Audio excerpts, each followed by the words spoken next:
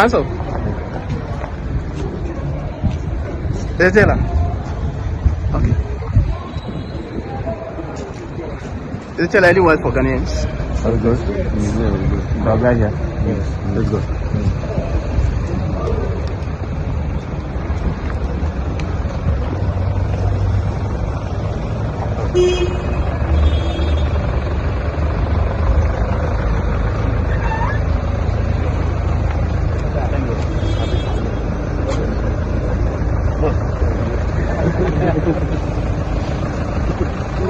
Focus asem no nansana na asemu Debbie. Answer cry no ma menche ombra Facebook mehwe Kevin Taylor nie. Supreme ene anope Supreme Court Kevin Taylor ne nose mask ena ne lawyer dineti. Enti enye se ote baabi owo krom ha. Ene ono an ba Supreme Court onu nie. Let's say na nkonfo ka se wo sekuri mu no na ende na no kre. Ofa ena mi hu na make di say eye no kre. Because mi hu ne wo court no ena mi hu say ene na waba ama obese hache ene meje di obese hache me di of ene na mahu no ene na metimi adi adanse say Kevin Taylor e wo krom a obetena Supreme Court ne ka ani a obe nso oya tu ni nyina owie ya na ya bie ka na ma na okokotena akoi and Kevin Taylor of wo krom a wa share no smas wonya kodu ana ofena min ama kan nyina ma ho afa wonya dabi ofenya Offer. Kevin Taylor minimum no ya won check offer yes COVID aba. Inti meje de say bia because enyo no nkwa ne shebi. Aha offer. Enyo no nkwa ne shebi. Because Kevin Taylor obi ani minim say offer wanya COVID anas but enyo no nkwa ne shebi. O ma ne di na chi ba na bi enso ehyebi. Ne bi nso shebi. Ne ama asa de ehye no. Ya tete ho de ani bi wa. Enya de mu hatan yi. We no tabu me a wo hu se wo ho. Asa de hu ba. Who say we che blue. Black one no ye yi kakra. Ama to wo be ba asem so pa na dimi nkyere mu kakra. O say nose mask no no. E mu ahoro ba ko bi ye frɛ no kanum. Ene bi na che. Ba ko sa kanum no ai kodro no. De yi for pofo de ko ebi na share no ebi na share and a normal way of a normal way ye dey blue one na adu mu de ni bi ni eh no de ni bi fellow Ghanaians whatever no Facebook for the question we da betra matrasa enti asem na nkasa no ehase san ade ba asem na abedu be edre of asem ni nyina ne say January 2020. I like how you said January 2020. It's 16th January 2020. And Justice of the High Court, Justice Kyei Baffour then time, no a High Court judge. Say or a Court of Appeal judge. Na no or case bia NCA. Eugene Baffour Boni tetetevia yesu say koto equipment bia na binum susu say obeye ko a ye be monitor okọ ekọ nsem bebre by sikatwitwiri die ene yesu say na afasa empanifo ensase na saa case ni mu ene obi anim Kevin Taylor otena se na oka ne nsem a ne episode ba ko a obeye ye na obeka say the men in red title eno no na the men in red no or center on the High Court judge Justice Kyei Baffour nsem odi kan be fa ekafa Justice Kyei Baffour no say wa hu si ebe ma papa ni promotion na promotion na ebe promoting from the High Court to the Court of Appeal na nienti a ebe promoting ni say NPP amanyokuo no eteki over ebe tena Ghana benya so no dienti a papa ni e promoting no ye promoting na Court of Appeal na judgment bia no akọ in favor of NPP na wa punish NDC former government appointees ne atosumi enu okan ene say Justice Kyei Baffour enya sika bia sika ne namra kwanso ama wasi dan o se wato dan kakraka bi e won kramantam a owie ni saa kan no se da bi ene otemuafo a no ye pani at that time Justice eni yabo a o invite ne say o investigate Justice Kyei Baffour sanse otemuafo de untimi mfa kwati kwanso enye wadwuma saa when in some okafa ho na ba ko kan ya na ye case na ye kan wasem NCA case ononyan for tetetevie Eugene Baffour Boni no masem no say da bi ohun ne say omampani not here just so Nana Dankwa Kufuado and National Security Minister Kandapa that time also a boy webia and Nana Otemuafoni diso assembly or Bekebiano and not Temuafoni diso ain't none your can't question in an say ya catch Justice Kyei Baffour send ye Tibiano on rest of best sentence Sancrofono and none in some more kind. My focus today is on the NCA case involving Eugene Baffour Quashed, a former board chairman of the NCA, William Tetetevi, a former director general of the NCA, Nana Owusu Ansao, a former board member of the NCA, Haji Salifu Mimina Osman, a former deputy national security coordinator, and Mr. George Opon, a private businessman who are standing trial for allegedly causing financial loss to the state. Listeners, know my position when it comes to corruption fight. I am a crusader against corruption, and I will support every move to curb its perpetration, but will always resist any attempt to use it as a weapon against a political opponent or as a bridge to reach one's political destination. I believe in free, impartial, and fair investigations and trial, and also hold the view that our judiciary must be genuinely independent. I've said earlier on that there are so many reasons why I have decided to do this story today. And the one reason is the serious problem facing our judiciary system today and the perception of its extreme politicization. Today, in our judiciary system, administrative decisions, handling of cases are tainted by political considerations and judicial rulings. This state of affairs, I believe, should be remedied in order to be compatible with national and international standards of fair trial and other judicial guarantees. Today, I'm going to talk about one judge. Yes, I'm going to talk about one judge who has become basically the mouthpiece of this current government, which I belong to, the NPP. This man is called Justice Kyei Baffour. Justice Kyei Baffour. This is the same judge presiding on the NCA case, but there is a lot of things happening behind the scenes to make sure Justice Kyei Baffour twists the law to favor this current government. Lots and lots of things happening behind the scene. The reason is simple. It is because since we, the NPP, took over as a government, we have failed in all our quest to prosecute any member or appointee of the past administration, which one way or the other is making us look incompetent and also making us look at liars who lied our way into power. My fellow Ghanaians, are you people aware that it was this same judge, this same Justice Kyei Baffour, who presided over the cocaine 10 Konkonte case? This was the same judge.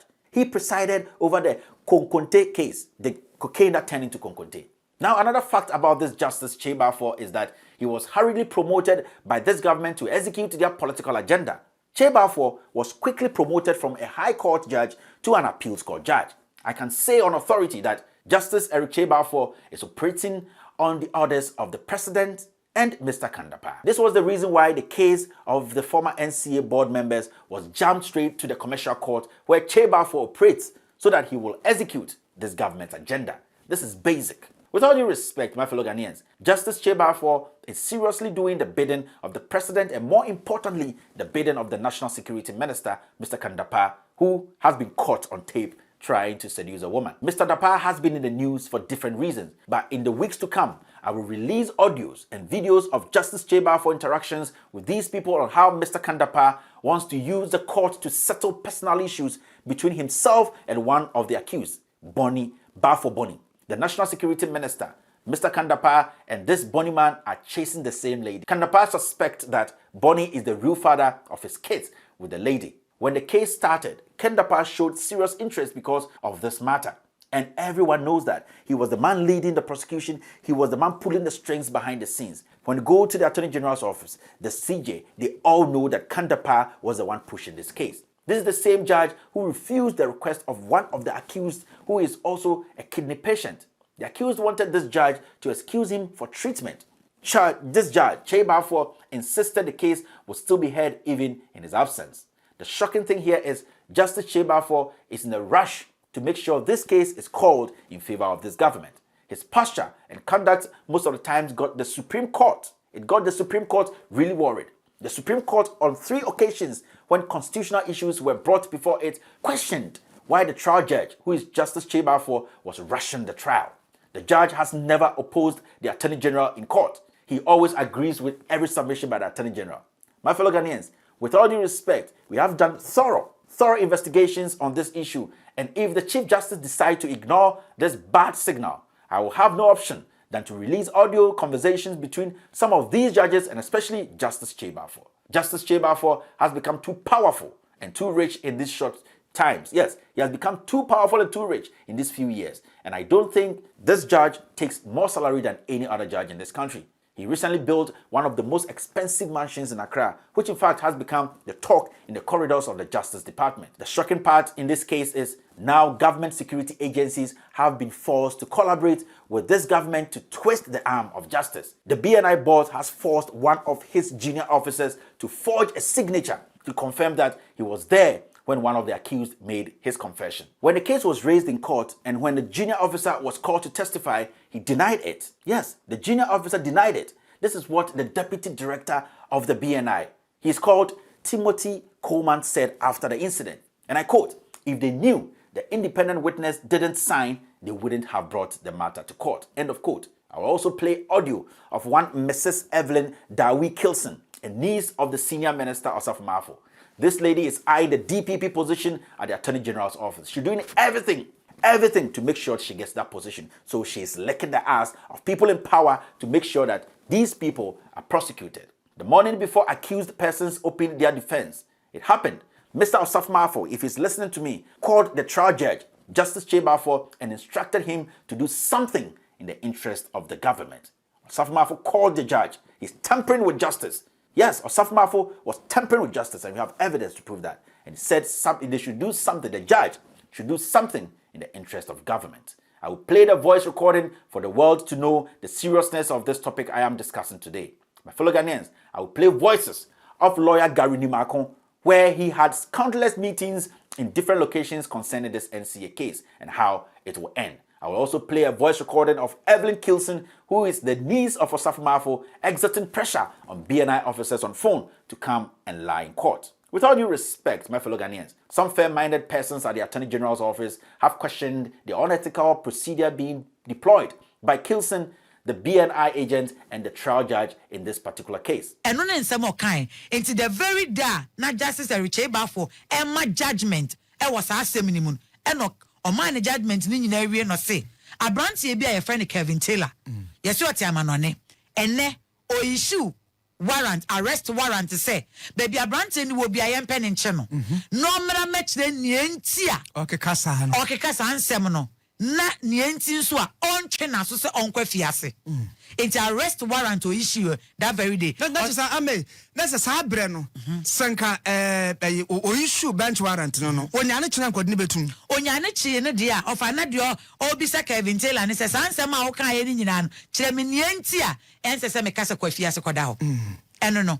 Into a kakas ansem ni nyina wie ya otemwafo ni issue sa court warrant say yempen in cheno no abrante na ama enu achikro tena ase several times kika other videos bia ni ade after see ye be yes story okeka ensem bebre na no na be of a be na watwe mienu nie ye hu say Kevin Taylor a filing krata e wo high court no filing san krata no high court no ade chi ya hwerem e no san ko file another one e wo Supreme Court urging the Supreme Court to say, ono na dream no, ohune say, High Court judge no, man a kwan say, omeyi ni huano. Enti yan kwashi the whole decision. I see. And no, ene court ne fra asem no, Supreme Court fra asem no. Na ye 5 panel members. 5 panel members ni ewie yen, enipa 9 adwen akobenkrom. Ese, ane, ye jitu say, High Court otemwa for Justice Kyei Baffour ne warrant o issue say yankope Kevin Taylor na yenche ne mfanemran omo se eni nyina so. Wow. Ba ko pe Justice Ernest Jawu wono de o se da bi ohun ne say judge no ewo nyina so na nka ese ye Kevin Taylor de ne ba no be kire ne enti okeka asa ansem ne nyina no wi a wa kire court ne enti a ense say ye sentence ne to prison into otemwa for ba ko Onkwa jina afaku and then 9 adwen ko benkrum. Into of asset now the arrest warrant a issue tia Kevin Taylor no ya kwashe that decision no eni hobi. Na no na ye wie ye pie ba abonten and na naija ye pese bra ka ye ne bra di nkomo bisa ne se ne na ohwehwe no eni se the nose mask ne hye na se wa kan so ohome fam no home ya na ohome fam wa ankasa ne lawyer ene ye ni di nkomo kakra no kra be se maketua bi no mpese obekata tie di na chika che kakra ansa na okasa se ene ne wo ho a moma ye ntie se makakra bi a ne lawyer ne kasa bra ne nsamtwofo ye pese ye ni edi nkomo. We are happy to have that decision. And our client is now a free man. Yeah, the authorities are clear that when the decision is a nullity, it can be quashed anytime. So there's even a case of Cable Metal versus Barclays Bank, where the decision was quashed 9 years on. That is the decision of the court now. The lawyer said no more no. But one key thing, I mean, say Microphone be on Facebook say, I say aban se ye na akoye. And also bebe se see a story nko 1K.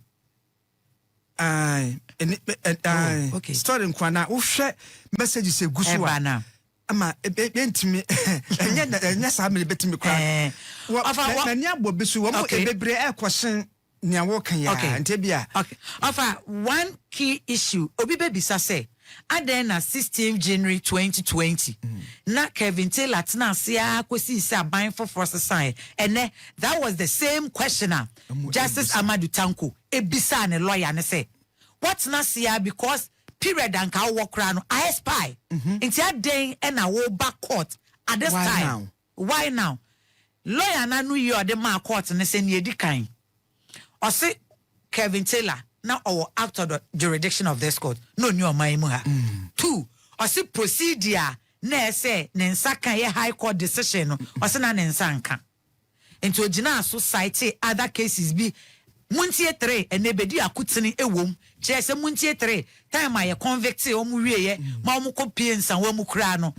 Bra nkrofo church petition no ne ade komo mampen. Omampen njina so emma omu pardon. Eninti no ewomu set time no dia expire de nanso ye wo precedent ye wo cases ni bi wo ho a ebi asipen na san nyina so no gina so a ene ogina so de kan sansem ne kire court ne se ewomu se time aye de ma omu kra no expire nanso susu se ene omoba enam kwampa so a omu betimi ediaba na one case society e muntie 3 edie no eno science society CI27 a ni nyina na ochese ewo emranima ye gina so ama ene Kevin Taylor arrest warrant no ye issue edie finish ma hu sa ma se wo kan no won kasa na enranse na lawyer fo no a omu di nanim a mo akodi bem no wo hage wo mo hanya lawyer we ko no hage no no wa ye na wa ni aba ne mom se na bedede ne kura se wa emum oso obia osion kasa into rule 62 rule 64 of the CI16 and also and a court nature say there are precedents ebisi pen into ebisi pensa na say ye gina eso almost anxiety chachuchi kata number 2 into ni nyina ye cases a omususu say ebisi pen time na de ankatwama ontimi ma to Supreme Court by science ebisi penti ene abanisa into ne offer intimi nche Kevin Taylor that is say ano time na Kevin Taylor emua wadwana be wura Ghana ye hu na airport ye na kwasha vice president residence what yi woni na musumu ohinte du akire en wa yira wa dan wa disguise no ho ni nyina se ade se opaso wo di mfie du kra Ghana han mu a on na mabonti so free man yesa afa sa pepepe na ise mranity say warrant bi anda ne so nti otimi ba at any time otimi kwa at any time na dabio as me musa amankwafo bi busa me musa sem no kra obi abusa question bi ewo Facebook no so say amokwa 1.1k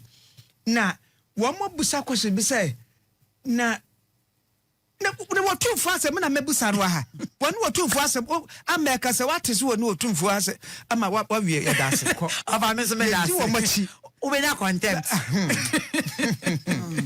anti ya dase pa yeah ama bra kon ampofo ya court hema na ama abadwudwa mo nze mo ana mo nti asem na se na sha session wa yiyi ne kama adwa to say that tatia enam kura ama bedwa ewo court ensemu sawa ya to aso for questions the ankrofo be said on Facebook ni so na ho na be pisa ma budani chie wuduru abuya abusua adwumapa on demand service for na ekase adwumapa on demand for say o pese wudi dwuma bia nkankangana fo am wabrochire a obehia nipa didi so ya tilers anasa building constructors fashion designers kyɛ sɛ auto mechanic obiara wo pɛ sɛ odi sɛ adwuma biara ma no obɛkɔ yɛ app no so na wa download adwuma pa on demand service ayɛ saa so abɛkɔ www.adwumapa-on-demand-service ɛno nso so bɛkɔ ko hu adwumadi a yɛdi nyinaa ne tirimupo nyinaa no sɛ yɛboa wo ɛma wokɔkɔfa obi anaa wodi dwuma bi a nipa a wokɔkɔfa no ɛsiane sɛ wonim n'akyiri akwan biara nti no to bi kora nipa no agye sika wie wopɛne hia na hu no adwuma pa on demand fo aba ama saa ɔhaw nyinaa afiri hɔ ɛsiane sɛ obi biara yɛde bɛma wo sɛ woni dwuma biara ma no yɛayɛ background checks ɛhu sɛ saa nipa yi onim nea wɔyɛ ɛnyɛ kwankyɛn trefa ni bi a wonim deɛ wɔyɛ ɛne yɛfa no ɛde ma wɔ na nigyesɛm baako wɔ mu no sɛ onipa biara yɛde bɛma wo a wode ne bɛdi dwuma biara no sɛbe ɛba korɔ no sɛm anasɛ si yɛbu afa so paa deɛ a ɛnyɛ de bɛsi na wanso sɛ nim sɛ sɛbe wokɔ soja mu mpo a yɛwɔ military police ɔno nso soja ni ɔkyi soja ni ɛno mekyerɛ mu sɛ ɛyɛ adwuma pa on demand foɔ no yɛsan so supervisors a abre ne abre nyinaa no ɔmokɔ rounds ɛkɔ check sɛ adwuma no a nipa no de bɛdaeɛ no saa pɛpɛpɛ ɛne yɛyɛ no na sɛ adwuma pa on demand deɛ ɔma ma adwuma no ayɛ simple sɛ biribi ni ɛna ɔnte ase ampakyɛw na wafa numbers no a ɛgu soɔ no na wafrɛ